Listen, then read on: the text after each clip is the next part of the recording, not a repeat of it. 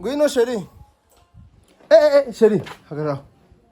Izo nkweto ntago nzishaka rwose. Hajyo tugiye gusengera he? Kanziga. Pastor Kanziga. Oya hari udukweto nakuguri, sibyo? None se ndareka kujana kino twaye. Oya zigenda zikuvuna n'ibicyaro udukweto twiza nakugure. Hano reka. Nyambarize birato. Hagarara hariya. None mbakubwire none hawe n'ubwo ngoza kubaha. Karakubereye na napimye na size zawe. Uva nkubwire rero. Izi nkweto kandi turi gutinda. Nizo nakuguriye tujyana gusenga kuko Kanziga nje ntiyazambaye. Niba yazambaye kera ariko pana bugine. Ndi kwibuka kera rero.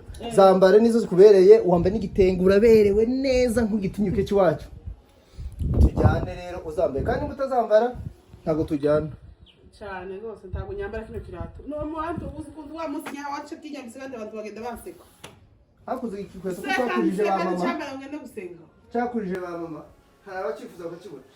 Nyina abone ba mama wawe. Je ntago cyambara ahubwo ndareka. Okay, sigara ndigendeye. Nase ko yakiwa ko nyambara kino kirato. Nta nje ubu ni umuco icyo nico nkunda nico nifuza.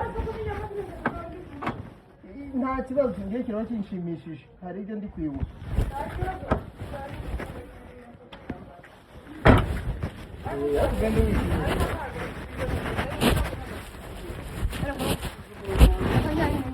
Reka nkwambike kino. Oya yego. Mbona ushaka. Wena nukumakora umuntu mu mutwe. Oya cyo nikiza sheri wanje. Sheri cyo kubikira cyambare neza mu nube. Asigaye dusirimbe gutya bazimubashe. Dusirimbe se buri muzu nyambika kino kirato nyamangenda mu bandi bantu b'icyo. Na gafoyi. Oya karagutema. Very nice. Very nice. Yes. Aho bose nakukingurira umuryango. Nimara ngende mu ikanisa. Nukuri. Abo urashimishije nzaguha ubutumwa. Oya bena kuno mana nuko nakagaye. Ayi. Oya sheri karibu rwose tugenda ndanezerewe ukuntu ari mbabaye.